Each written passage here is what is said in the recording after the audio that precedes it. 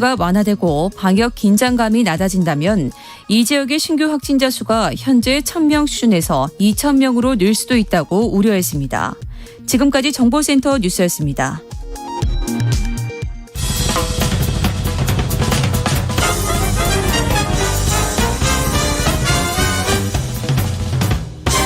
훅 인터뷰. 훅 인터뷰 이어가겠습니다. 5번 국회의원 했습니다. 그리고 2번의 도지사, 그리고 2번의 당대표, 대선 후보도 했습니다. 물론 쓰러져가는 당에서 대선 후보를 하긴 했습니다. 그런데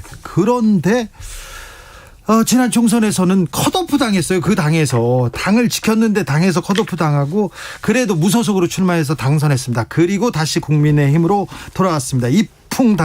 위풍당당 홍준표 의원 모셨습니다. 네. 안녕하십니까? 안녕하세요. 네. 요즘은 어떻게 지내십니까? 요즘은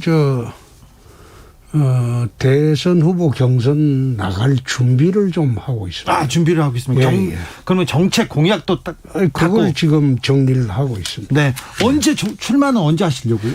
그것은 우리 당의 경선이 시작될 즈음에 출마를 하는 게 옳겠죠. 네, 그러려고요. 예. 자, 홍준표가 대통령이 돼야 하는 이유가 뭡니까? 제가 제일 잘할 것 같아요. 제일 잘할 것 같아. 다른 사람보다는. 그렇습니다. 네. 그런데 홍준표가 잘할 것 같다. 강점이 많은데 강점이 보이지 않습니다. 강점하고 단점은 국민들이 판단할 문제죠. 네. 그걸 제가 스스로 이야기하는 거는 난센스고, 네. 국민들이 판단할 문제인데, 이번에는 국민들의 그런 선택을 받도록 네. 노력할 겁니다. 그렇습니까? 홍준표가 제일 잘할 것 같다. 대통령을 제일 잘할 것 같다. 그런데 왜 윤석열 지지율이 높습니까? 그것은 지금 정권 교체 열망이 워낙 강하기 때문에, 네. 사실 윤석열 전 검찰총장을, 지금의 윤석열 총장을 대선 후보로 만들어준 사람은 추미애 법무부 장관입니다. 아, 예. 그렇습니까? 추미애 법무부 장관이 윤석열 검찰총장을 참 부당하게 압박을 하고, 또 윤 총장이 거기에 저항을 하는 과정에서 사실상 대선 후보가 된 것이죠. 그래서 윤 총장이 나서면 정권 교체를 할 수 있겠다, 그런 열망이 모이니까 윤 총장이 지금 우뚝 서고 있는 거죠. 그러면 홍준표는 추미애 장관이 없어가지고 지금 안 뜨는 겁니까? 꼭 그렇게 볼 수는 없죠. 그렇죠. 꼭 그렇게 볼 저는 수는 없죠. 네. 어떻게 보면 정치를 26년이나 했어요. 예. 지난번에 한번 그 이야기를 했는데, 국민들은 신상품이 나오면 전부 신상품에 쏠리기 마련입니다. 네. 근데 신상품에 하자가 있느냐 없느냐, 네. 그것은 검증기관을 거쳐서 봐야 되겠죠. 네. 지난번에 내가 그런 이야기를 언론사하고 어디에서 했는지 중요하지 않아요. 했는데, 네. 신상품이 나오면 전부 눈이 그걸로 쏠린다. 네. 근데 신상품이 집에 배송이 돼서 뜯어보면 그게 하자가 있는지 없는지, 하자가 있을 때는 반품을 하지 않느냐. 네. 그 하자 있는지 없는지 여부를 지금 국민 검증을 하고 있는 단계죠. 네. 그런데 정치 26년 하신 분으로 이렇게 보면 윤석열 신상품 하자가 보입니까? 저는 이야기를 할 수가 없죠. 아, 그래요? 그것은 또 그런 이야기하면 내부 총질이라고 당에서 일부 이야기를 하는데, 네. 난 그것도 참 어이가 없는 게, 네. 우리 당에 들어오면 내부 총질이지만 아직 들어오질 않았잖아요. 안 들어갔죠. 그러니까 외부 총질로 바꿀까요, 그럼? 에이, 총질이 아니고 검증 문제죠. 검증 문제죠. 네. 이 얘기 계속 해야 되는데 얼마 전에 이준석 대표한테 혼나셨어요? 그거는 이 대표하고 내가 통화를 했는데, 네. 오해입니다. 오해입니까? 네, 오해인데 그게 왜 오해가 됐나 하면, 네. 숭어가 뛰니 망둥어가 뛴다, 그 말은 네. 우리 당 어느 의원하고 내가 왓츠앱으로 네. 그 의사를 주고받아요. 아, 왓츠앱 쓰세요? 왓츠앱 그게 이제 비밀이 보장된다고 해서 네네네. 나는 왓츠앱을 쓰자마자 서로 오고 하고 난 뒤 바로 지워버립니다. 네네. 그런데 거기에서 지금 여야 대선 후보로 나온 사람들이 24명이나 된다. 네. 역대 대선에 이런 적이 있었느냐. 예. 예? 그러니까 성호가 뛰 망둥어도 뛴다는 그 말이 나오죠. 아, 그랬어요? 그 말이 나오는데 네. 한참 왓츠앱 때 하다가 갑자기 이제 카톡이 왔어요. 예. 근데 카톡을 보니까 난 단톡방인 줄 모르죠. 네. 의원 단톡방에 어떻게 내가 그 의원이 100몇 명이 있는데 난 단톡방도 처음 초대받아가지고 어떤 거 난 그것도 모르고 왓츠앱인 줄 알고 답변을 했는데 바로 전화가 와가지고 이거 빨리 지워야 된다. 네. 윤희숙 오해를 의원 받는다. 오해받는다. 그래서 내가 지웠는데 네. 여야 대선 후보가 전부 합쳐서 24명이나 나온 게 대한민국 역사상 없습니다. 네. 그래서 내가 송어가 뛰 망둥어도 뛴다 그 말을 한 것이지 네. 특정인을 두고 내가 그 말을 했겠습니까? 알겠습니다. 최재형 감사원장 얘기 아닌 거죠? 이거 뭐 승호 망둥어. 아니, 그것도 아닙니다. 아니죠. 네. 그게 결국 대통령이 되는 사람은 고래가 되겠죠? 네. 숭어도 망둥어도 대통령이 될 수 있겠습니까? 예. 대통령이 되는 사람은 결국 국민의 선택을 받은 고래가 되겠죠. 네. 그런 뜻으로 이제 하는 이야기 중에 일부인데 그걸 이제 어느 특정인하고 이래 딱 연결을 시켜버리니까 예. 내가 지금 뭐 곤욕을 치렀죠. 아, 그렇죠. 곤욕을 치렀는데 그런 걸 또 문제가 된다고 해서 일일이 해명을 하고 그것도 네. 참 홍준표답지 않아요. 하더라고요. 네. 그래서 오늘 우리 주진우 라이브 나와서 내가 그 이야기를 저간에 설명을 좀 해야 되겠다. 네. 그래 한 거고. 아, 이해했습니다. 또 그분에 대해서는 지난번에 내가 어느 유튜브에 나가서 국민의힘은 조선의원 중에 딱 2분을 들었어요. 네. 정말로 대단한 분을. 네. 배현진. 예. 네. 그 다음에 이제 그분하고. 네. 배현진 윤희숙 의원 대단하다고. 그걸 유튜브에 공개적으로 내 칭찬을 한 사람입니다. 알겠습니다. 네. 그런데 그걸 그런 식으로 하니까 저도 난감했죠. 네. 이제 오해가 풀리셨을 거예요. 윤희숙 의원님 전혀 관련이 없답니다. 자. 아니 그런데 배현진 의원은 그렇게 훌륭합니까? 배현진 의원 왜 이렇게 무서워하세요? 저한테 이제 잘못된 배현진 최고 충고를 호되게 하죠. 네, 호되게. 주진우 만나지 마라 그 얘기 한다면서요. 아니요. 그런 건 안 해요. 아, 그런 건 안 해요? 예. 알겠습니다. 자, 허장윤님께서 홍준표 형님 모셨습니다. 일동 기립 얘기합니다. 지금 홍준표 팬들이 많이 몰려왔습니다. 0925님, 홍길동 드디어 조정에서 호출로 강태공에서 새 역사 창조해 주세요. 준표 형 얘기합니다. 률금이님, 언론과 국민의힘 홍준표 너무 누른다. 조만간 폭등한다. 두고 봐라 얘기합니다. 지금 홍준표 의원님께서 알바를 다 푸는 것 같습니다. 4686님이 홍준표 의원님 잘할 겁니다. 윤 전 총장 야단칠 분이 이분입니다. 이렇게 얘기합니다. 자, 사람들이 강경하다, 강경보수다 이렇게 얘기하는데 제가 홍준표 의원을 취재한 지 한 20몇 년 됐는데요. 노동, 복지 이런 부분에서는 엄청 합리적이고 진보적이어가지고 이분이 정의당에 가셨어야 될 분인데 이런 생각도 많이 했었거든요. 깜짝 놀랐었어요. 그런데 그게 그렇습니다. 이제 저 같은 경우에는 굳이 말하자면 정통 보수주의자죠. 네, 그렇습니까? 그리고 제가 옛날에 문제됐던 국적법 파동, 네, 그리고 반값 아파트 법안, 네, 그리고 그 징벌적 손해배상제도를 대한민국에 최초로 도입한 게 제가 도입했습니다. 예. 그런 것은 보수 우파 정책이 아니죠. 예. 전형적인 좌파 정책이죠. 그런데 전형적인 좌파 정책도 저는 도입을 하고, 예. 특히 그 반값 아파트 법안을 도입을 할 때는 그 2009년도입니다. 예. 이명박 정권 때인데 그 법안을 내 통과를 시키니까 MB가 그럽디다. 예. 이거 한번 실행합시다. 집값 잡으려면 이게 제일 좋습니다. 네. 그래 이야기하니까 내 정부에서는 안 한다. 왜요? 네가 대통령 되거든 하거라. 네. 그 법안이 2015년도 10월인가 제가 경남지사로 가 있을 때 반값 아파트 법안이 여야 합의로 폐기가 돼 버렸어요. 예. 근데 지난번에 보니까 박영선 민주당 의원이 반값 아파트 이야기하길래 네. 그거 내가 만든 법안인데 2015년 10월에 그 여야 합의로 국회에서 폐기가 됐는데 네. 근데 그 폐기됐는데 저는 지사로 가 있었으니까 네. 제가 있었으면 폐기를 막았겠죠. 예. 그 부동산 폭등하는 거 잡는 데는 그 정책이 참 유용한데. 부동산 정책은 그러면 부동산 정책은 자신 있습니까? 자신이 있는 게 아니고 지금 예. 부동산 정책 같은 경우에는 좌파 이념을 빼고 예. 그냥 시장 원리로 맡기고 정부는 최소한의 관여를 해야 됩니다.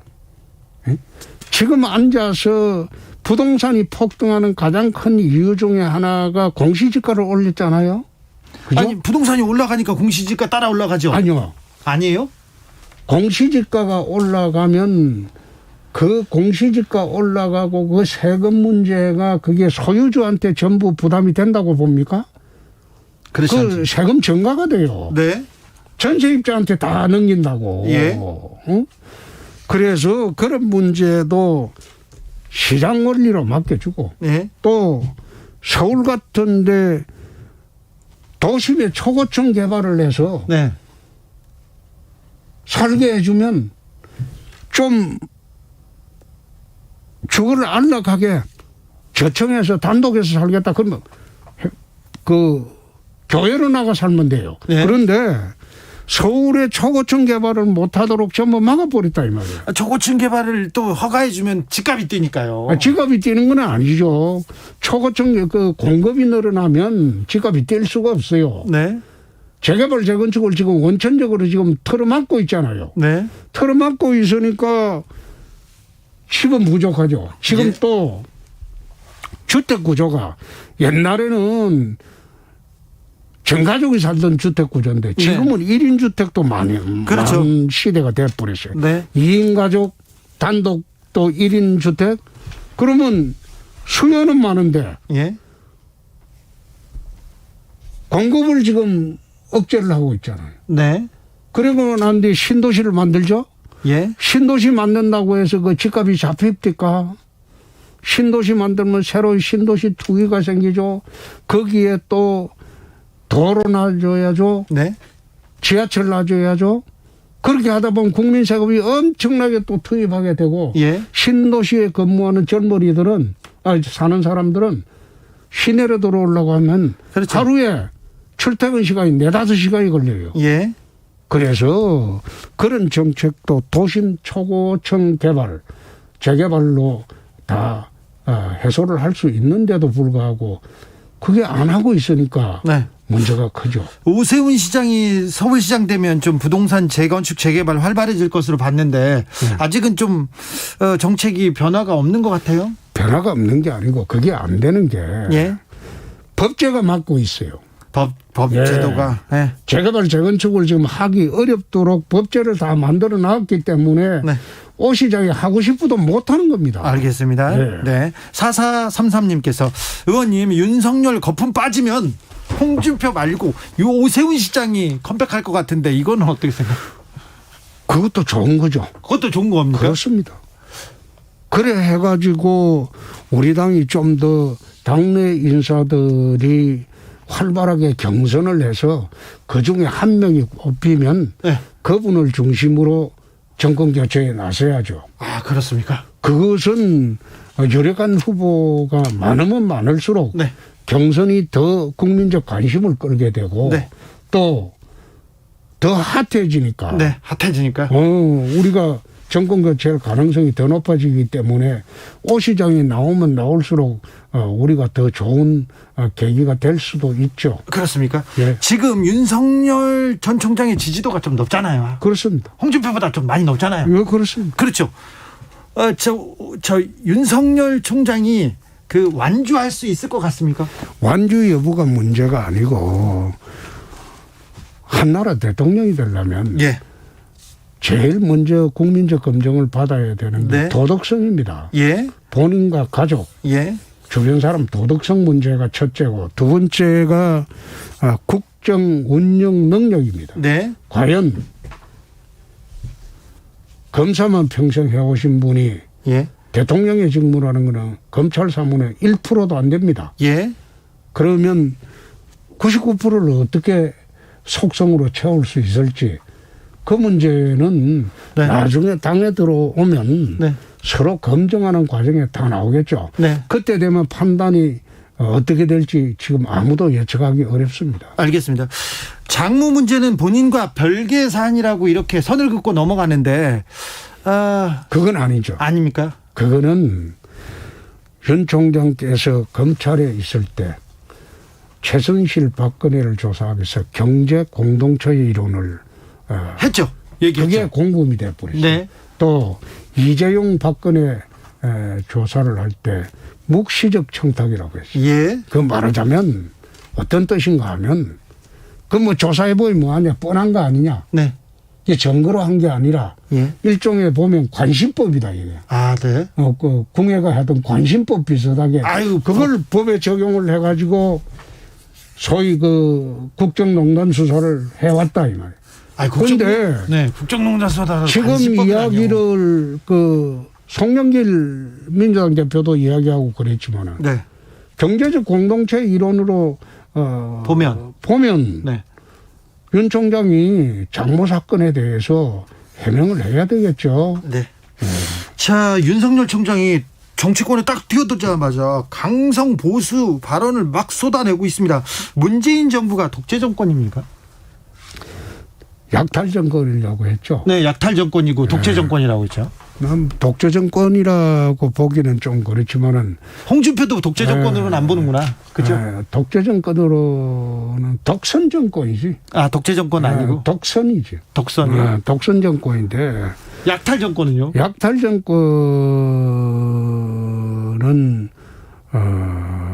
사실 그 약탈 정권을 세운 사람이 누굽니까? 누구예요? 그거 세우고 강구하게 해준 사람은 검찰입니다. 검찰입니까? 국정농단 수사를 통해서 얼마나 많은 정권의 정당성을 부여를 했습니까? 네. 네, 알겠습니다. 그래서 그런 측면은 윤 총장께서 좀 과하셨다. 과하셨다? 예. 네.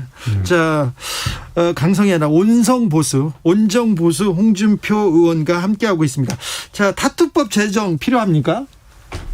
왜 타투법입니까, 지금? 나는 타투법이 뭔지를 몰랐는데. 네.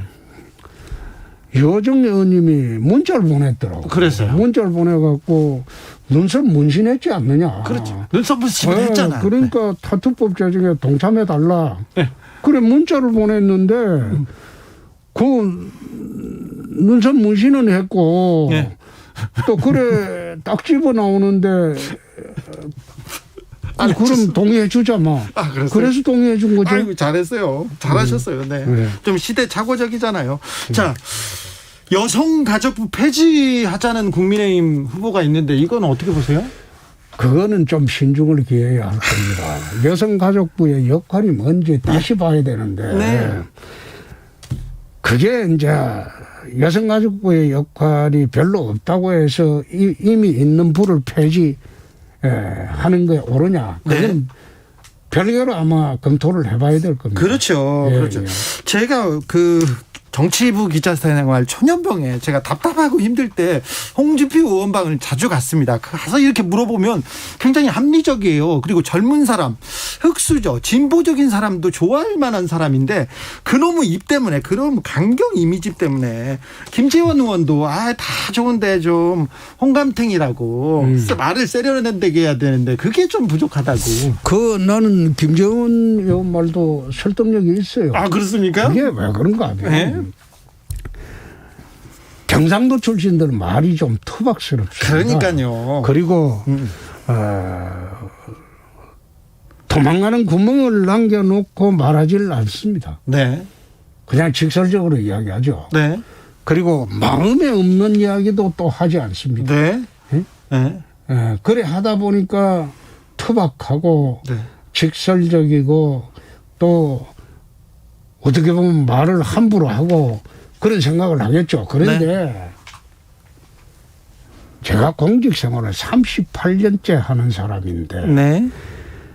막말이라고 하는 거는 네. 생각 없이 하는 말이에요. 네. 마구잡이로. 네. 생각 없이 말을 하겠습니까? 그렇죠. 그게 아니죠. 그렇죠. 다 생각하고 판단하고 네. 이 말을 하면 후유증이 어떤 거에 생기고 다 계산하죠. 그거 다 생각하고 말을 하죠. 네. 근데 말을 좀 세게 하면 그걸 전부 막말로 취급하고 하니까 요즘 말하기가 굉장히 힘들죠. 말하기 홍준표도 말하기가 힘들 때가 있습니까? 요즘은 옛날하고 달라서 언론 환경이 변했어요. 언론 환경이 변했어요. 옛날에는 방송 3사 네. 그다음에 종이신문밖에 없었잖아요. 네. 지금은 인터넷도 많고. 인터넷도 많고 유튜브도 많고 근데 거기다가 한번 보세요. 그 인터넷 언론이 얼마나 무섭습니까? 말한만 딱 하는 순간 이게 전부 왜곡 보도나 잘못된 보도라도 사실로 전부 돼버리고. 요새 언론이 그런데 윤석열 편만 좀 들죠.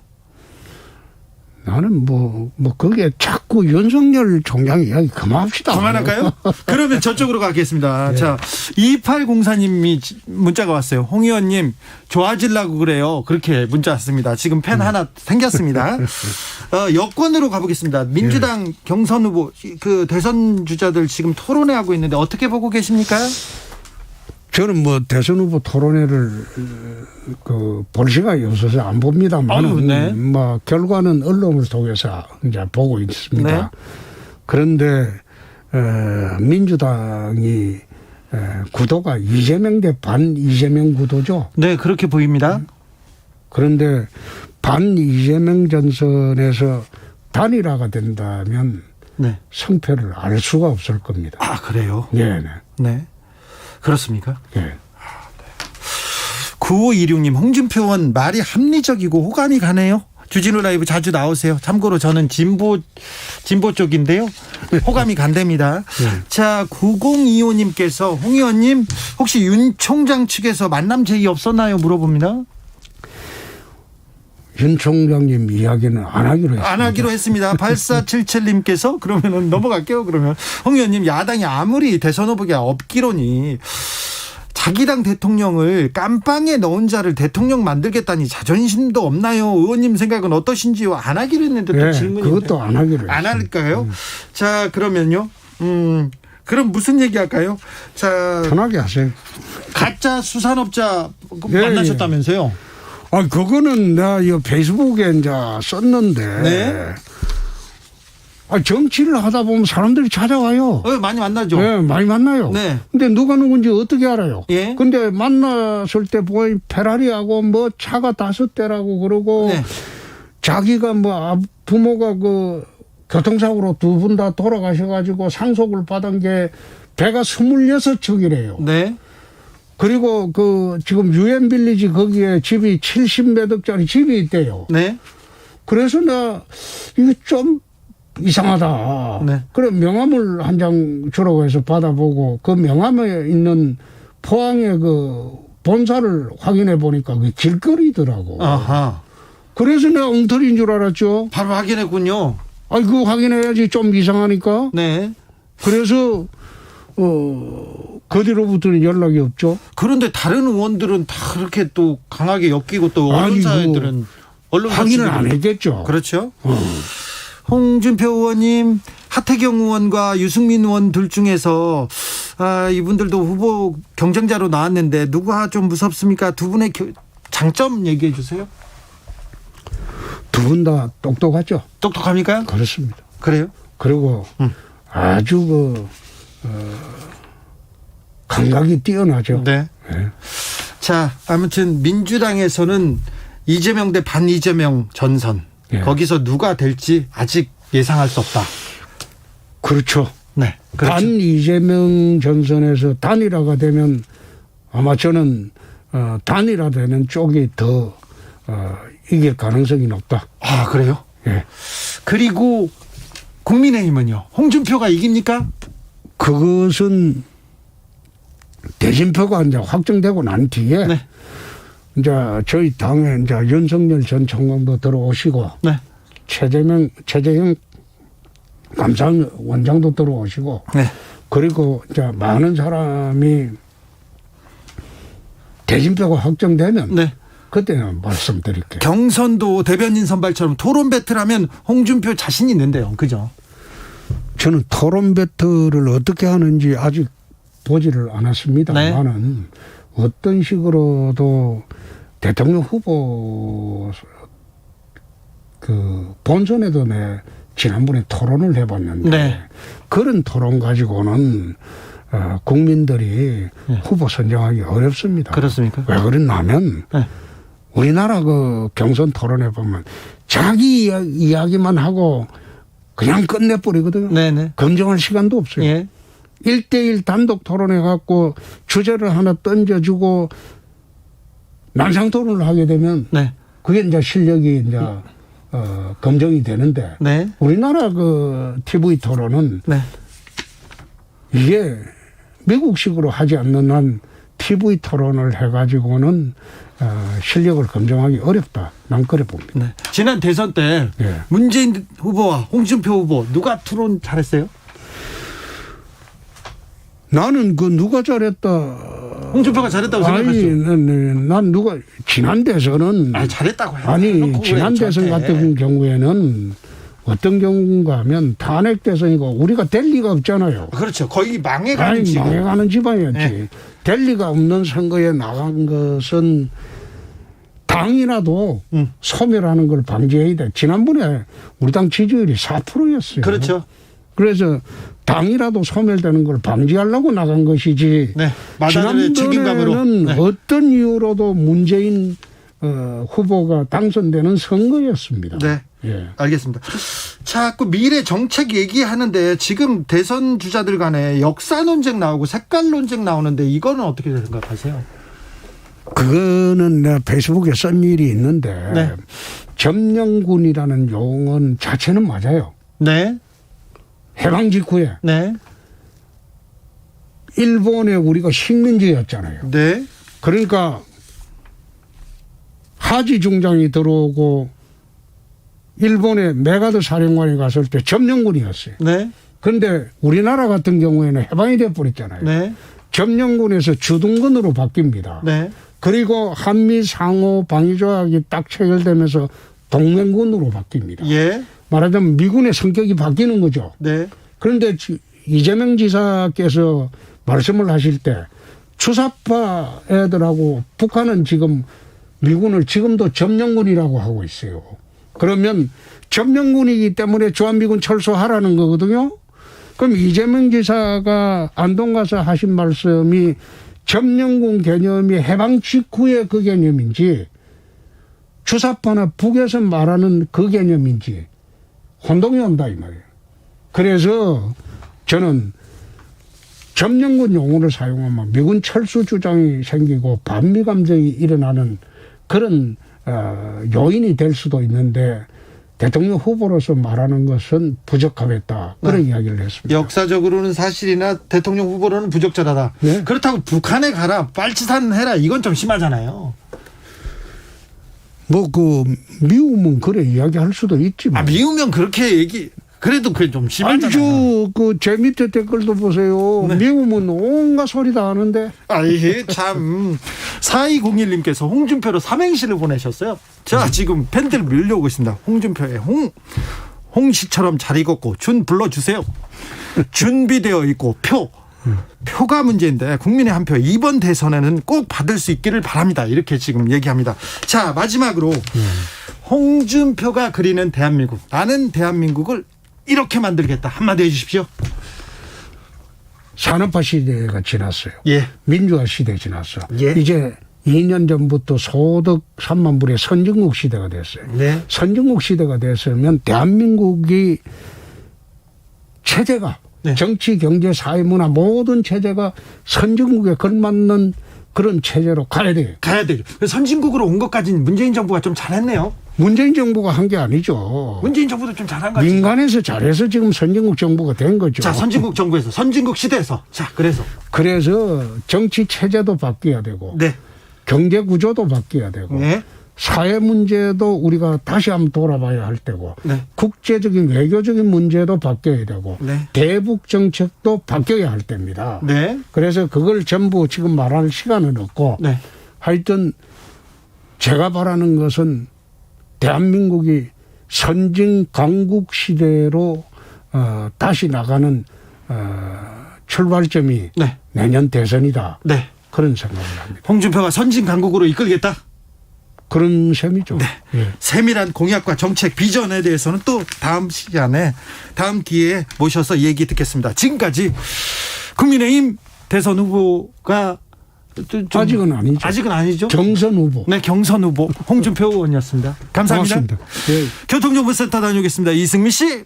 네, 이 시계 교통 상황입니다. 남부지방에 폭우가 집중되면서 긴급하게 작업을 하는 곳이 있습니다.